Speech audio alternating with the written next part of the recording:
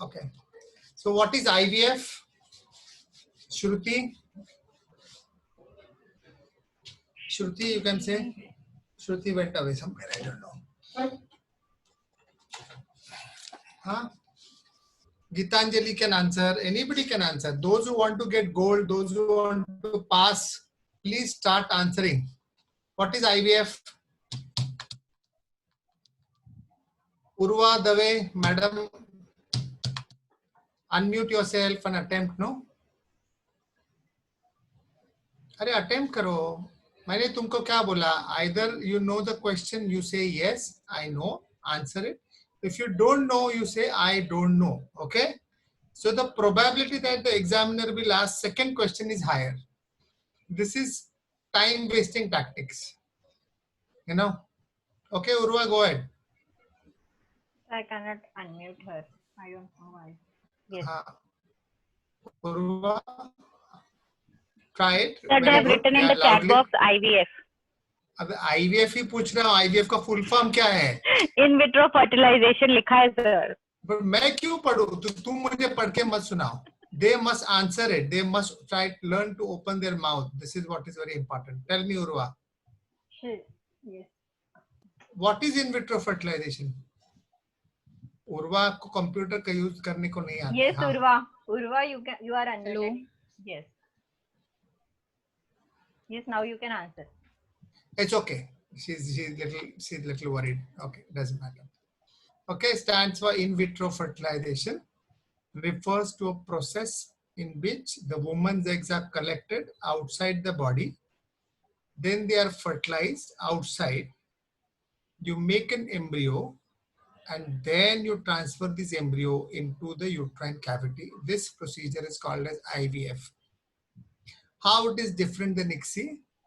In ICSI, you inject the sperm directly into the egg. Okay. So IVF, you allow natural process of fertilization happen in your laboratory. So the best sperm which you have released around the egg will fertilize. So natural selection still can happen in IVF, but in ICSI, your embryologist will decide which sperm to be injected in the oocyte. So according to you, which is the best protocol? If you ask, if it's not an indication for ICSI, IVF is the best protocol for doing gamete fertilization. So ICSI is a form of gamete micro manipulation. The machine which is used called a micro manipulator, which is one arm is the sperm in this pipette. This is a holding pipette and you inject the sperm inside the oocyte. Do we need to do something to the oocyte, to the sperm before injecting into the oocyte?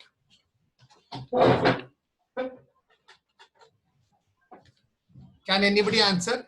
I'm going to throw the question now. You can I see the chat box? I can't see the chat box.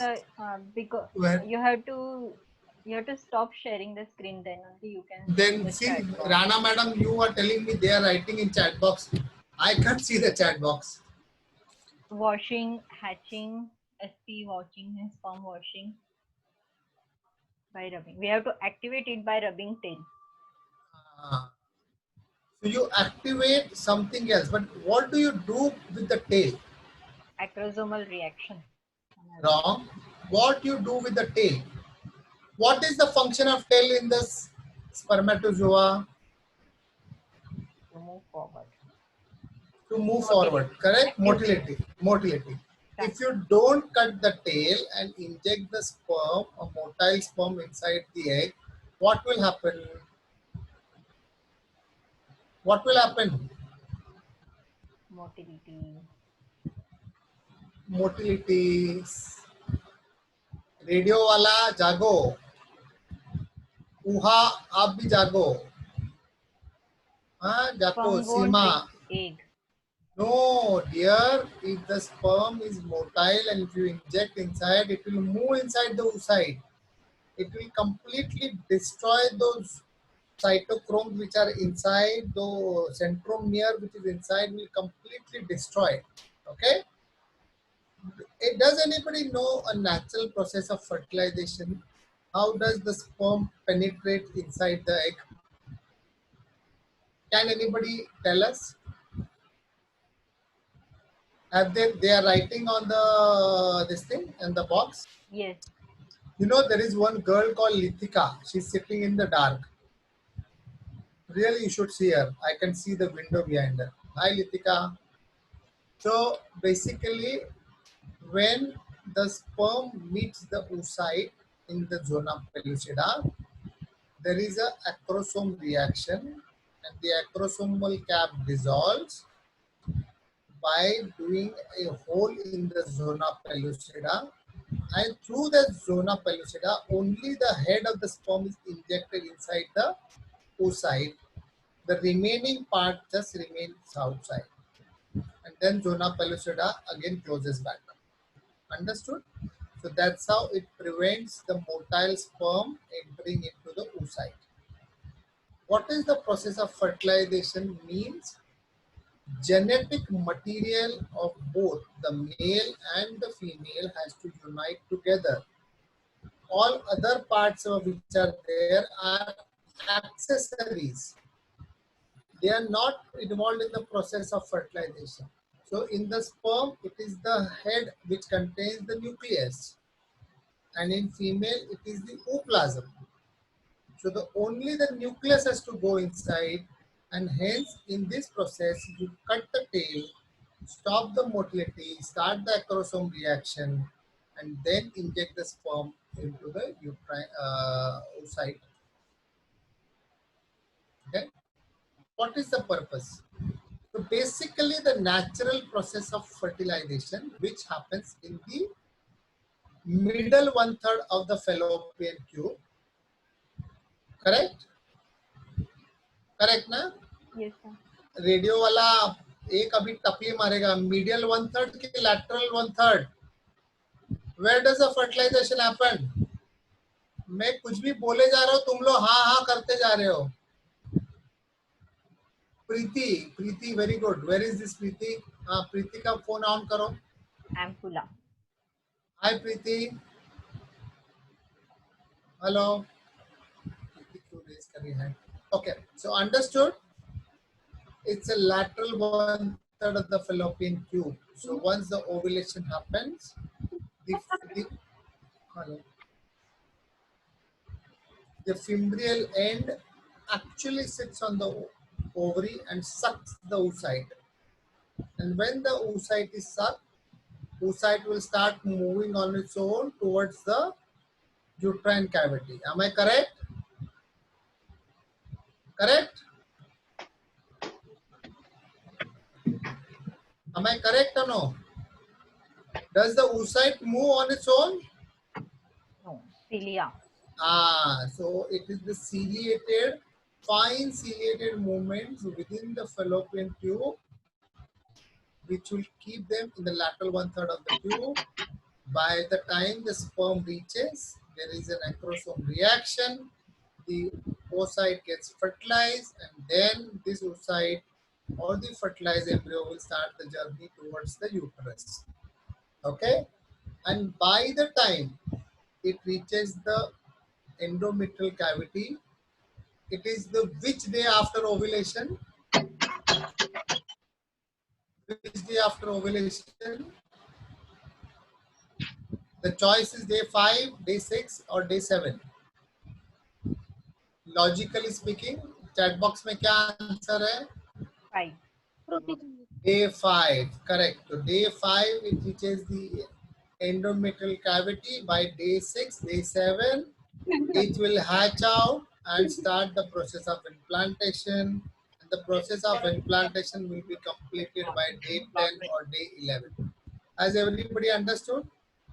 At any given point in this process, if there is any problem, so fallopian tube blockage, cilia getting damaged, oocyte not a good quality, sperm not allowed or not been able to penetrate oocyte, they not been able to transportation back to the uterus, and they do not get implanted into the endometrial cavity. all these will result into infertility, and this after giving sufficient trial by other methods like ovulation induction, lifestyle, medication, IUI, and if it doesn't work, by doing statistical analysis, we advise the couple to go for IVF. Okay. So the defect like acrosomal defect, oocyte defect like zona pellucida, hormonal defects will be overcome, which will improve the endometrial receptivity, and unexplained infertility may be corrected. Okay, everybody understood? Anybody has a question? Ask me right now. Okay. No, sir, not in the chat box. Most now the next important factor is we always see the sperm outside. Okay, and whatever we have, we the capacity in present science to identify the morphology, microscopy of the sperm. We say that it's a normal or abnormal, and there are advanced sperm function tests which can now tell you how much content of the DNA in the nucleus of the sperm is damaged, which I showed you last time. It's more than 30%. It's called DNA fragmentation. Okay. But with female eggs, it is not possible. The only way or only uh, methodology by which we identify the oocyte quality is by doing oocyte retrieval, by taking out the oocyte, clearing the zona pellucida and seeing the oocyte quality. And trust me, around 10 to 15% of the time, depending upon how good was your ovulation stimulation or the inherent defect in the oocyte itself, the oocyte quality can be bad. And then you can recommend the patient further course of treatment. In male factor infertility, because of inherent weakness in the sperm itself, the sperm cannot reach the oocyte. See, if the count is 1 million or 2 million with 10% motility, the total motile sperm count is going to be very low. This sperm, which has got a very low potential to reach the oocyte and penetrate the oocyte and make the union between the two gametes, not possible. One can do ICSI, and ICSI was the one of the methodology for doing natural sperm selection in case of IVF, and good sperm selection by various sperm sorting techniques. Okay, so how do you start pre-IVF preparation? Okay, why do you need to do a pre-IVF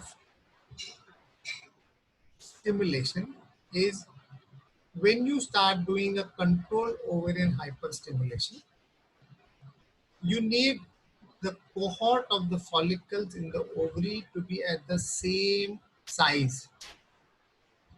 Okay, so if on the second day of the period, if the follicles in the ovaries are of the same size, then whatever stimulation you give, as I told you that day, your gonadotropin threshold is going to be above the threshold, and all the follicles are going to get recruited in that.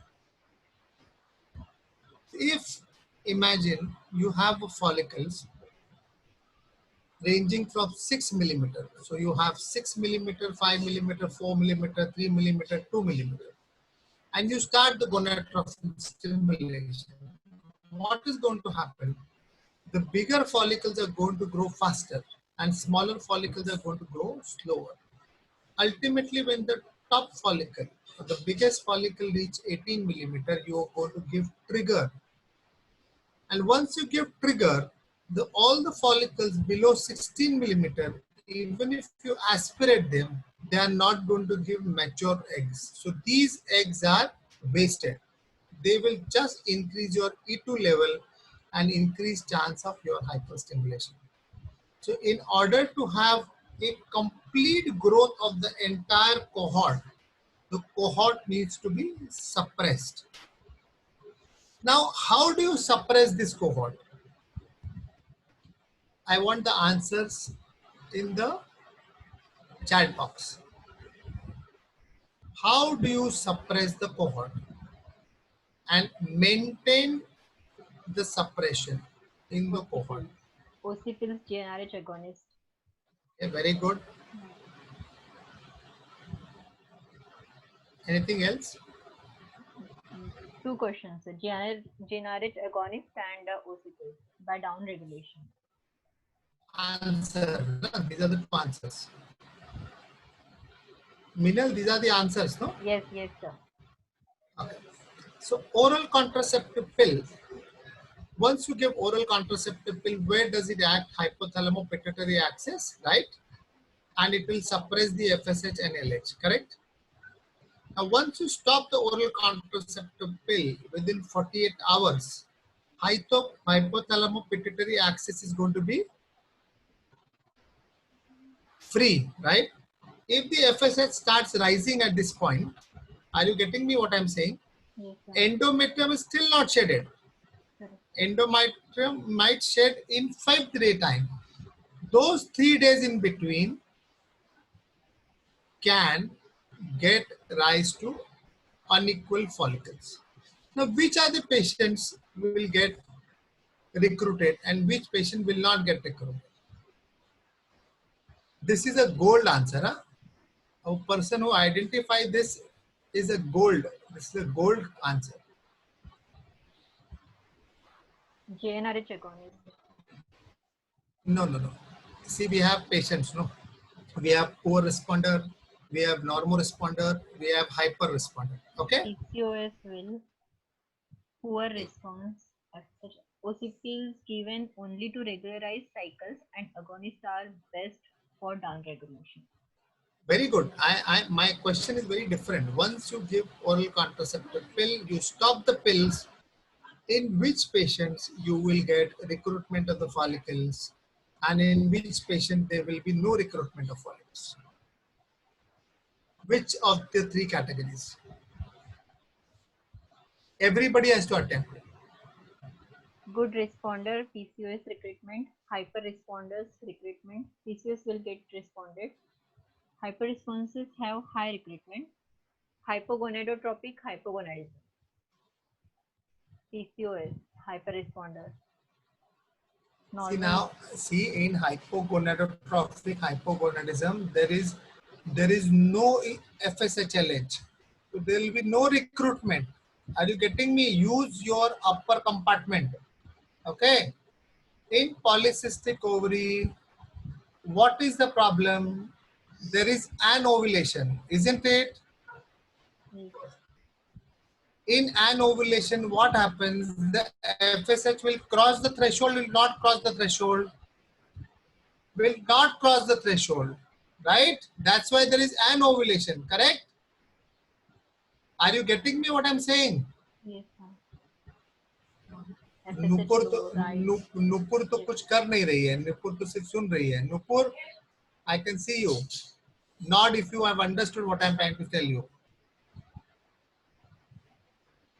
So basically, after stopping contraceptive pill, in a normoresponder and a hyper-responder, the FSH level will not rise above the threshold and there will be no recruitment of follicles. You can wait for 5 days. But in a poor responder, the AMH is low. What is AMH? Full form of AMH? Anti-Mullerian hormone. Minal, तुझा viva नहीं चालू है. I want all of them to write. Okay? What is AMH? Anti-Mullerian hormone. What is the action of anti-Mullerian hormone? One of the action of anti-Mullerian hormone, I'll show you next time, is prevention of recruitment of small follicle under the influence of FSH. Have you understood this? Yes. I repeat the sentence. AMH will prevent recruitment of follicle under the influence of FSH. If the AMH is very high, then there will be no recruitment by FSH. Understood? Yes. In PCO drilling, you reduce the AMH. Understood? Hmm. By doing the drilling, Yes. or by giving clomiphene and letrozole, you increase the FSH. Hmm. Understood? Yes. You go to reverse side now. In low AMH, even though the FSH is not greatly increased, because the AMH is low, the follicle recruitment is going to happen early. Understood? Hmm. So in order to prevent this recruitment, you have to give estrogen. So after oral contraceptive pill, one can give estrogen till the time the patient sheds the endometrium. This estrogen will have negative Reproduction feedback hormone. Yes. on the hypothalamo-pituitary axis and suppress the FSH. Till what time? Till she bleeds. Yes. The endometrium is shed off. And then on the second or third day, you can start the stimulation. Has everybody understood this very well? Yes, sir. I can't see them nodding their head also. Nod your head, everybody. If nobody not understood, ask the question. Okay. So this Yes. part is very important. Okay. So what we do now, the husbands are in the place. So we give a course of antibiotics to the husband to prevent any infection or treat any already existing infection, because your labs in IVF are very sterile. So we want a sterile semen sample to come. Some of the husbands have difficulty in collection of semen sample under stress when their wives are taken for oocyte retrieval. So they may not be able to give a semen sample under pressure. So these patients are told to give a semen sample when there is no pressure. So during your stimulation cycle, they can give one semen sample which is frozen in the carbon dioxide. Correct? Yes, sir. So they want AMH regulation again. Wait, there are many. I'll no, but Right. where, where it is stored in the carbon dioxide. Correct? No? Yes. Is it correct? Everybody nod. Where is the semen sample stored? In In the carbon nitrogen. dioxide? No, हाँ, nitrogen. liquid nitrogen. ये सगळे सोए हैं सब लोग. Coffee पीने को मनता है. You should have coffee with Kedar. Okay. So it is in the liquid nitrogen. It is stored, and it is stored till the time of oocyte retrieval. Once the husband has given semen sample, this semen sample is thrown out, and vaginal antibiotics and oral antibiotics are given to the females to treat any vaginal infection. The indication: severe OAT. This is for male factor infertility for ICSI, azoospermia. Why in azoospermia we have to do ICSI? You can write in chat box. In azoospermia, where are you going to get the sperms from? Huh? TESE. TE. TISA. TISA. So what happens? They are not motile or motile? TISA sperms are motile or non-motile? Non-motile. That's the reason. If they are non-motile, we have to use ICSI to inject this sperm inside. In female factor, it is grade 3, grade 4 endometriosis, tubes are damaged, premature ovarian failure. In this, you have to take a donor egg from somebody and give her, decrease ovarian reserve, advanced maternal age. Okay. Moderate oligoasthenospasmia who have 6 IUI cycles failure, unexplained infertility, male endometriosis grade 1 2. In patient with surrogacy, require surrogacy or donor egg, you have to do an IVF outside and then do the procedure. Has everybody understood the procedure very well? Okay. Yes, sir. Now I go back to the AMH again. Okay. Now AMH is secreted by whom? The ovary, correct? By the primordial follicles less than 8 millimeter, correct? Yes. Any time when the primordial follicle size is more than 8 millimeter, AMH secretion will fall. In polycystic ovary, first I understand, you look at the polycystic ovary, you got a humongous number of eggs, say 40 eggs. So AMH is going to be X factor into 40 is going to be very, very high AMH. The AMH action is to prevent recruitment of the follicle under the FSH influence. Have you understood this? Yes, sir. If the AMH is high, to cause the recruitment, you need a high FSH. Correct? Hmm. High FSH is achieved by either giving clomiphene, letrozole, or gonadotropins, or by reducing the AMH. How do you reduce the AMH? By doing the ovarian drilling. Clear? Yes, sir. You go to the opposite side. Patient with low ovarian reserve has low AMH. Low AMH means at a low level of FSH, their follicle recruitment will happen, and this recruitment will be disturbing for a patient who has anyway poor ovarian reserve. So out of the 5 follicles, if 2 follicles are already ahead, then you are not going to get many oocytes. Okay? Hmm. So for that, it's an understanding purpose, it's not for your exam point of view.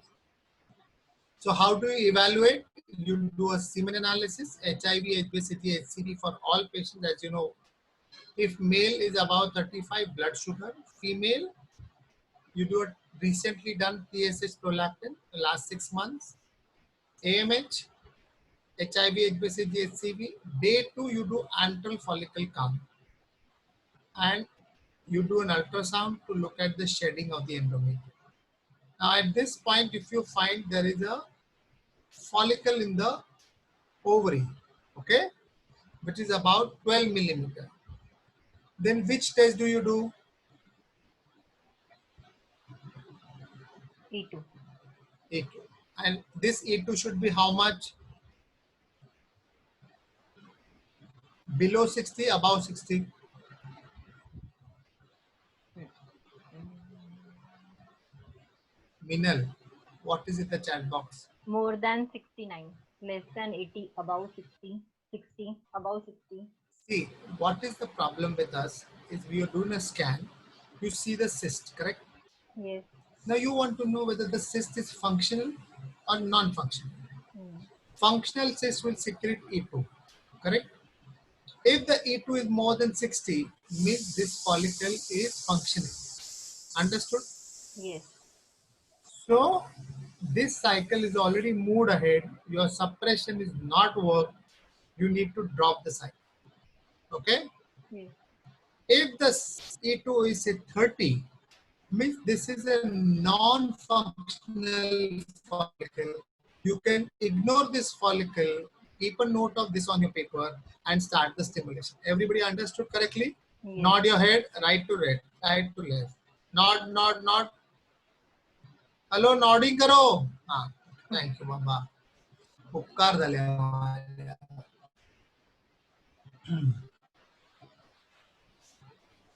Okay. Now, endometrial evaluation is not generally something which you should know about, but I just generally want to finish because this Dr. Anna will also take up. In a normally ovulating patient, means one who producing the egg, the endometrium is evaluated around the time when the follicle size is 18 to 20, when the maximum E2 is there. The endometrium should be anywhere between 10 to 12 millimeter. Okay. So Yes. if you find this endometrium very good, means you have evaluated one more factor which is important in terms of implantation process. Now with an ovulatory patient, estrogen is not going to be that high. So what you give is estrogen tablets. So progressively increasing exogenous estrogen, and when you give two tablets, adequate estrogen is there, the endometrium should develop in a triple line fashion, about 8 millimeter. Then your endometrium is quite good. Okay. So steps of IVF, pituitary suppression. Okay? the most important thing, why do you need to have a pituitary suppression? I want everybody to attempt. Start using your best of the best brain. I told you on the first day, you are the cream of the cream. The only thing is you have been not using your brain at a regular interval. Okay. This Galaxy 16 is only the camera is on. She is moving around somewhere. Galaxy 16. Minal, Galaxy J6, I think. Whoever. Okay. Bhavna, Pituitary you suppression. can. Sir, answer. Why do you need pituitary suppression? Pituitary Anusha, suppression. Nupur, why do you need pituitary suppression? To What prevent the happens? LH surge. But why does LS surge will happen? What causes LS surge? To stimulate endogenous LH. Prevention. अरे 5 दिन pre-mature. पहले अरे premature LS surge To is I suppress understood. endogenous hormones. Why does premature LS surge will happen? Tell me. Ovulation.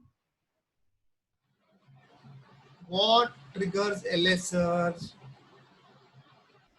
Basic physiology नहीं पढ़ा कभी जिंदगी में नहीं पढ़ा रे बाबा भावना ओ भावना मैडम जागो what Estrogen. estrogen now where does the estrogen come from Follicles. Excess FSH, more recruitment of follicles, more Correct. estrogen and more LH surge. That was the one question. yeah answer so what you're trying to do in IVF cycle you're not trying to stimulate single egg you are going to try multiple eggs correct Yes. now these multiple eggs will stimulate estrogen higher when the size of the follicles are smaller and this will cause LS surge which is premature LS surge that is harmful to us and will give bad quality oocyte. You will not be able to time the oocyte pickups. Understood? To tell you the little bit history about this particular suppression, why it was important. Way back when Dolly was born, the first IVF baby, you know, how they used to manage this? They used to do urinary LH kits. Okay? And when the urinary LH is every hourly, once the LH surge would happen, they would schedule the pickup laparoscopically. Just imagine laparoscopically because vaginally ultrasound was not available, and do the oocyte pickup. So how much those patients have undergone, you try and understand. Laparoscopic oocyte pickup. So there for them it was very important to identify the LS surge. There was no pituitary suppression. And hence the need of pituitary suppression came in because it gives us flexibility of doing the oocyte pickup. Okay? So there are two methods by which you can do. One is GnRH agonist and the other is GnRH antagonist. What is GnRH? Please write down what is GnRH.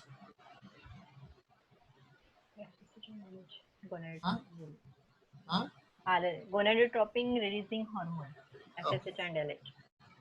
नहीं रे बाबा GnRH is gonadotropin releasing hormone which is secreted by pituitary. Okay, Yes. secreted by pituitary, acts on hypothalamus to release FSH and LH. Correct? Yes. Yes, sir. Correct? Yes, sir. Minal, I am going to come and hit you now. No, sir. Gonadotropin GnRH analog. Secreted What? by Yes, sir. Hypothalamus. Yes, sir. Karla. I am trying to check everyone. Yes. So it's secreted by hypothalamus, acts on the anterior pituitary, and the anterior pituitary there is GnRH receptors, and these receptors At the other end will release FSH and LH. Understood everybody very clearly? Yes, sir. Then comes the process of stimulation. Stimulation means again giving FSH or HMG. How much you give? Above the threshold. Why above the threshold we want? Because we want multifollicular growth. Everybody understood? Yes. So that. So you have three kind: HMG, highly purified FSH, and recombinant FSH. Then you give ovulation trigger. Then you do oocyte retrieval. You take out in the lab, do fertilization, embryo growth, embryo transfer, and luteal phase support. Understood? Yes. So type of ovarian stimulation for IVF, it can be natural cycle, single oocyte. Okay, very popular in European countries, especially when above the age of 40, they feel sometimes this single oocyte genetically normal, and when you stimulate too much, you may get genetically abnormal oocyte. Then is a modified natural cycle, mild stimulation, operation-friendly IVF, and conventional, which is with GnRH analogs, that is Lupride or GnRH antagonist, where you target more than 8 oocytes. Okay? Yes. Everybody understood this correctly? Yes, sir. Now this is something which is very important. Okay? This is the receptor for GnRH agonist. Okay? And this is where it gets attached. Okay? So in a GnRH analog, when you attaching to this receptor, initially there will be FSH and LH will be released, very high dosage. Okay? And later that it will down regulate and stop the secretion of FSH and LH. So initial phase there will be release of flare for 2 days with GnRH analog. With antagonist there will be immediate shutdown. Analog there will be flare reaction. So a down regulation of pituitary function allows prevention of premature LS surge. Okay, understood? This is called as ultra short protocol. Okay, now try and understand the protocols. It's what does it take? It takes initial flare response. So when you start a loop right for a patient, the pituitary gland is full with FSH-LH. You give GnRH analog, there will be flare of hormones for first 3 days. Okay, so you take advantage of this. This is used for poor ovarian reserve patients. So first 3 days of the cycle, you give GnRH analog, day 2, day 3, day 4, and from day 3 you start gonadotropin and you continue. So you look at GnRH agonist only for 3 days, and then you give gonadotropins from day 3 to 18 millimeter size, and then you give SCG and do the oocyte pickup.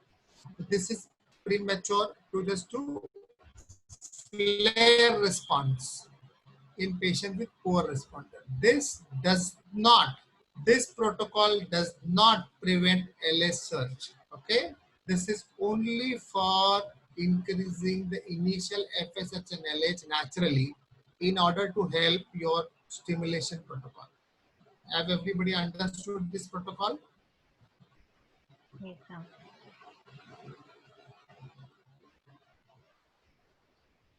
Everybody understood? Everybody is written yes or no? Some yes, some no. Please repeat, sir. Okay.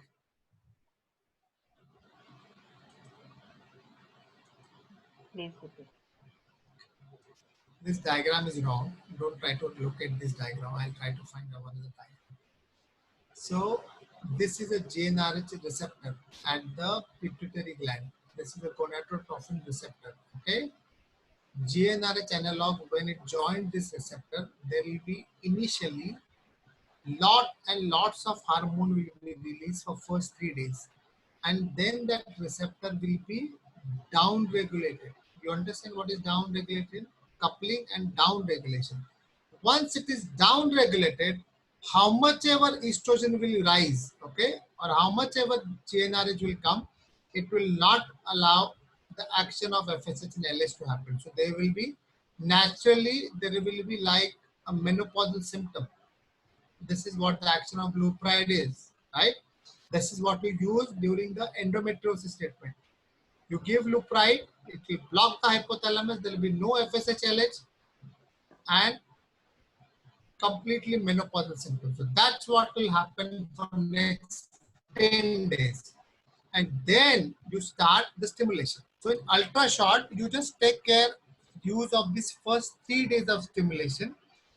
Initial flare, you just use it and then you stop the agonist. So you give only 3 days and then stop. Okay. To be very happy, this protocol hardly anybody uses, only used in patients with very, very poor responders. So day 1 of the cycle till day 3 of the cycle, GnRH analog. Okay.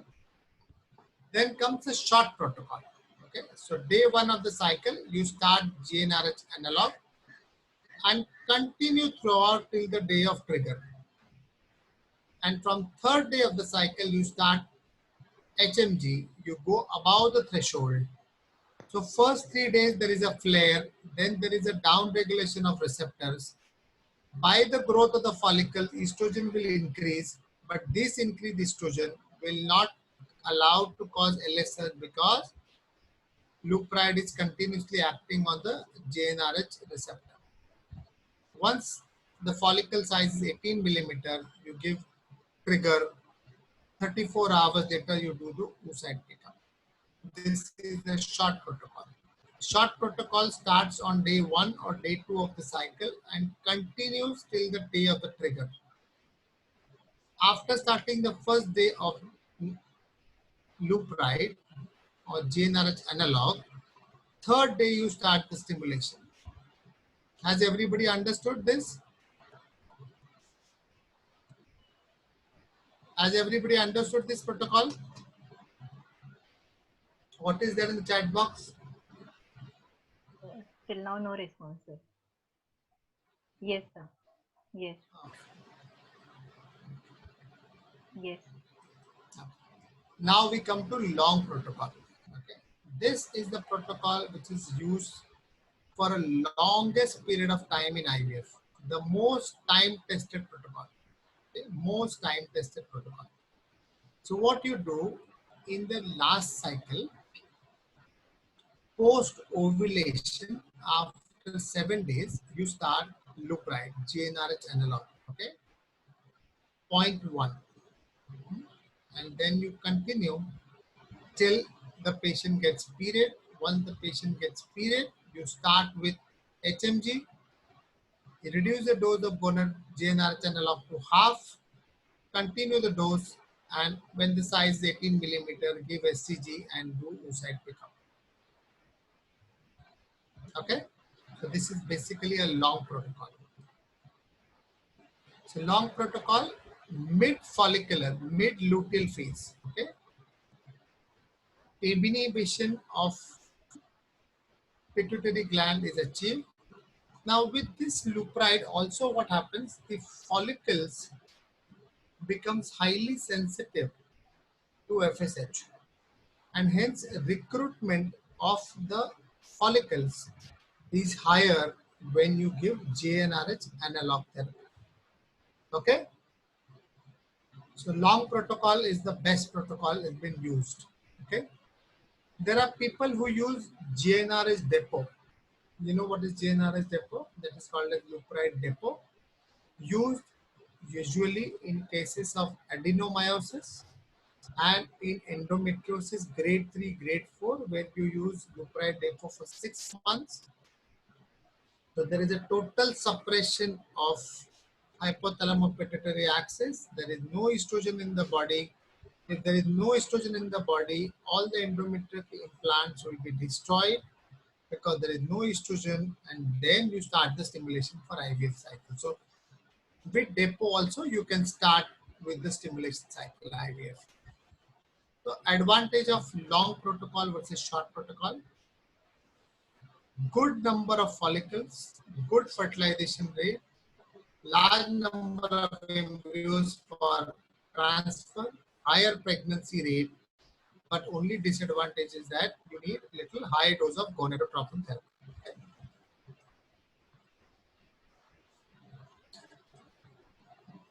Disadvantage: it's expensive because not in India, but abroad, it takes longer time. So patient has to take long injections, so something like 25 days of injection, high dose of GnRH angle and high dose of HMG.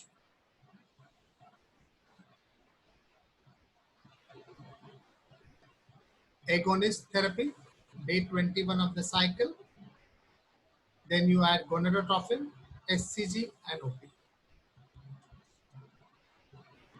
This is the problem with GnRH analogs.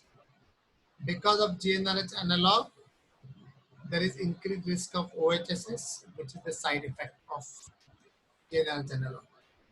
Now we come to something called a GnRH antagonist. Okay, our GnRH antagonist will act on the same receptor at the pituitary gland, but this receptor blocking is competitive inhibition. This is not down regulation. This is a competitive inhibition.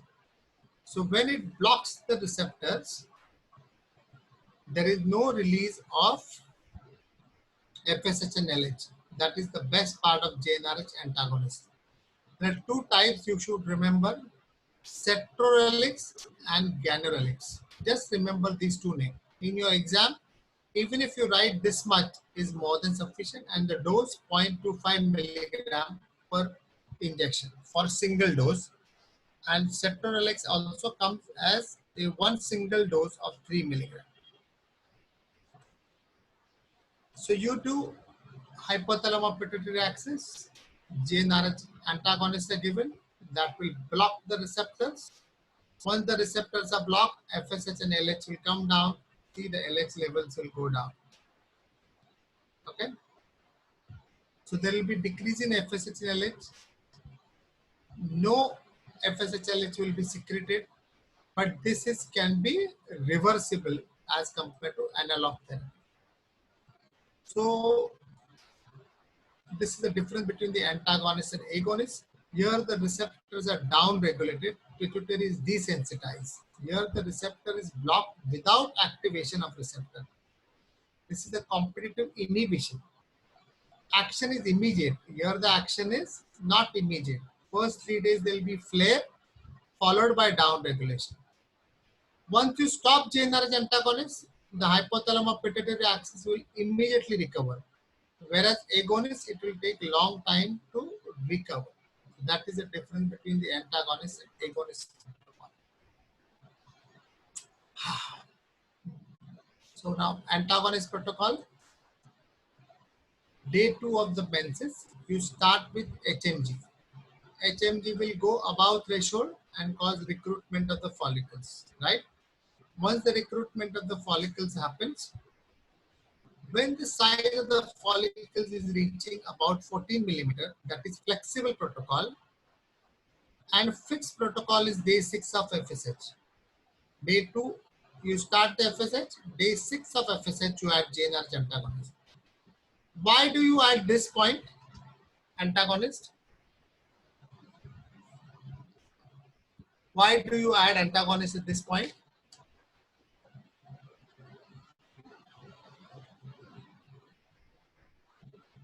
To prevent LH surge.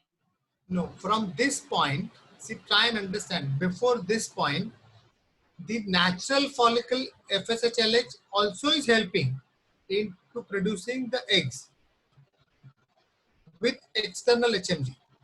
Now at 14 millimeter, when the size of the E2 levels can be that much high to trigger the LH, you are suppressing the LH surge by giving GnRH antagonist. Understood? So now the GnRH antagonist job is from leading follicle 14 millimeter till 18 millimeter. From this 14 millimeter, journey to 18 millimeter without LS surge, this GnRH antagonist is going to help. So this is a daily injection of 0.25. This will prevent the LS surge daily. Gonadotropin will cause the growth of the follicle from 14 to 16, 16 to 17, 17 to 18, and you will give the trigger at 18 millimeter. Understood? Just from 14 to 18 millimeter to prevent the trigger, the LS surge to happen, we are using GnRH antagonist therapy. Okay. So in a single dose, as I told you, fixed dose, single dose, you start on the second or third day, one shot, and then you don't have to worry at all. So single dose protocol, antagonist, or here you antagonist daily you give.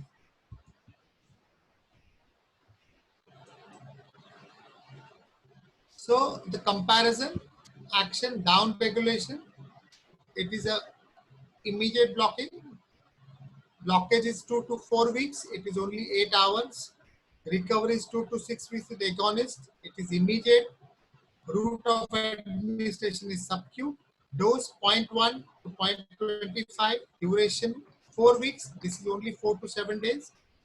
Cyst formation is possible, not possible. OHSS in agonist, the risk is high. Antagonist risk is very low.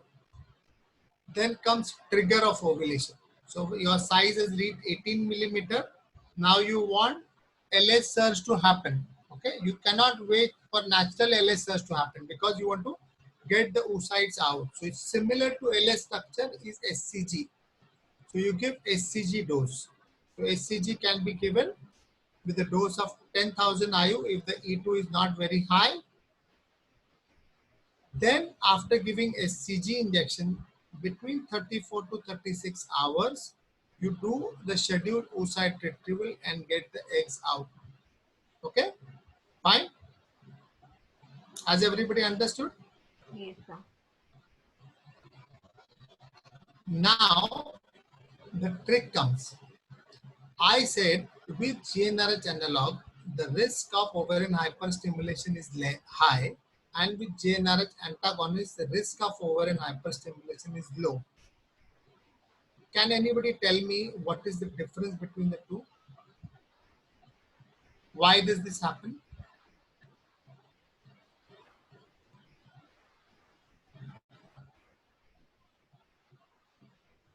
No flare in antagonist.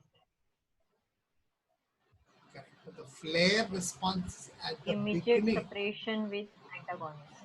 Yes. In analog, FSH-LH is already depleted. Okay. Very good. This person is very close to the answer.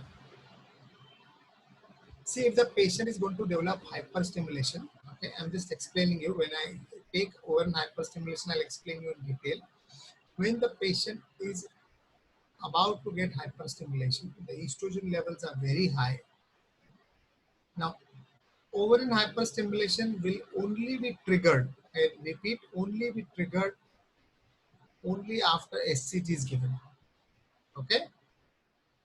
So if you reduce the dose of SCG, okay, in an antagonist cycle, you saw the FSH-LH is not depleted. Okay. So you can use GnRH analog and use its flare effect. And that flare effect will cause the LS surge to happen. So instead of SCG, you can use only GnRH analog as a trigger to prevent hyperstimulation. I will take it again. For the timing, you remember, for ovarian hyperstimulation to reduce, you can give GnRH analog and not the SCG. Okay. 10,000, follicles 18. So try and understand this protocol now. GnRH agonist long protocol. You give an oral contraceptive pill.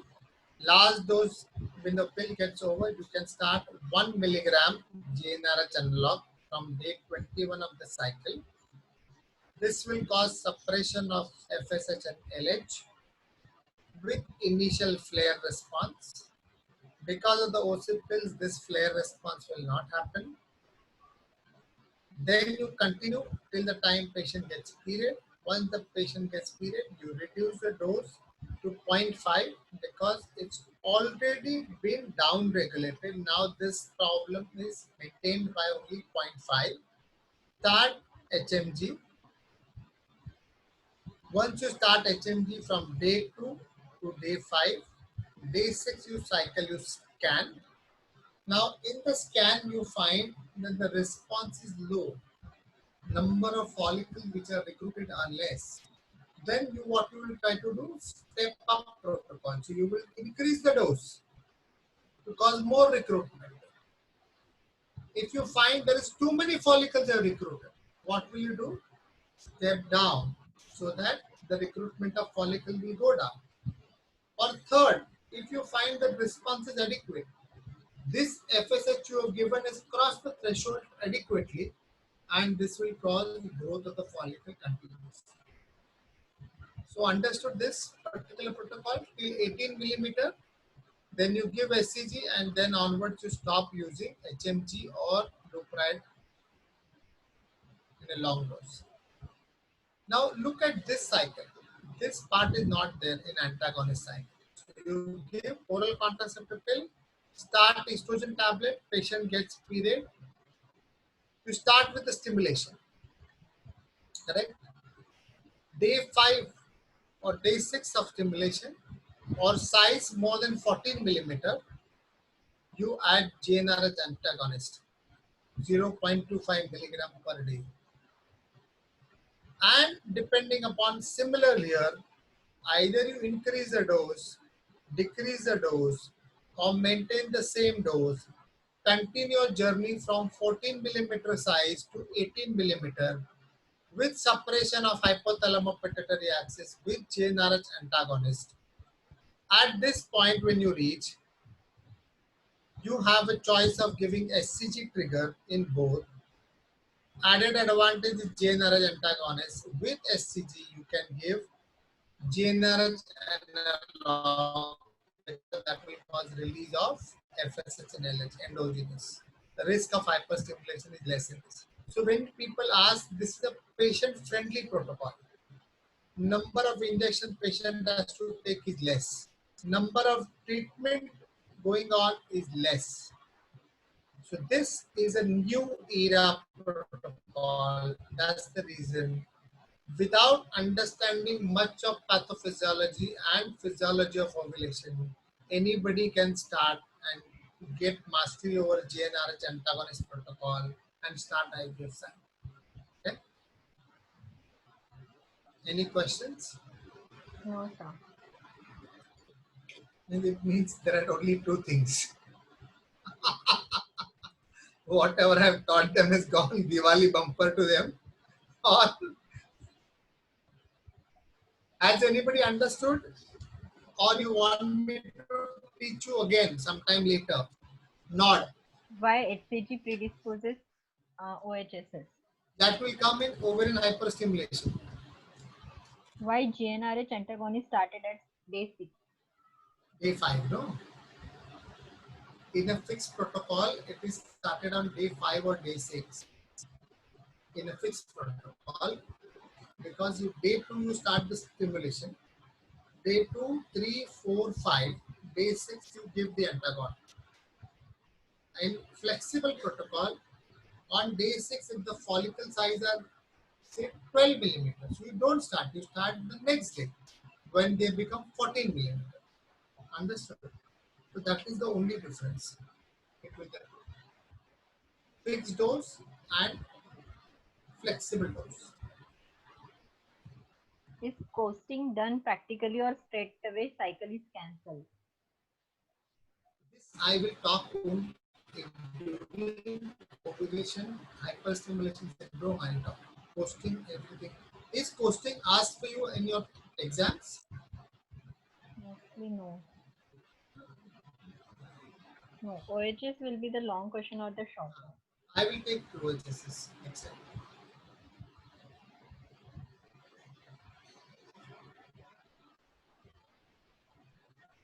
Role of estrogen while pituitary suppression.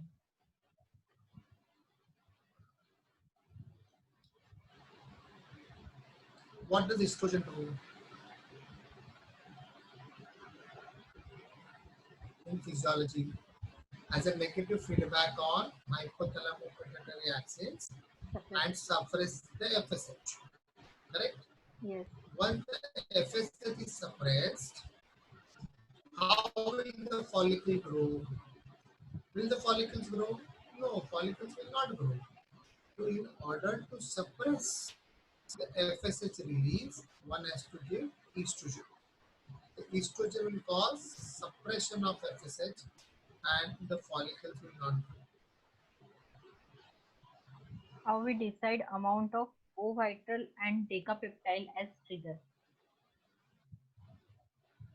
Normally, decapeptyl is given as 0.2 or lupride is given as 1 milligram and SCG dose as minimum as 2000 and as high as 10,000 can be given as a trigger. The recent concept of dual trigger is emerging, but from your exam point of view, in practicals, you say only SCG. In your theory, you can write about dual trigger, which will be taking you some time. Okay. Anything else? No, sir. No more question. Now tomorrow, how many? Tomorrow is urogynec, right? Yes, sir. And Monday is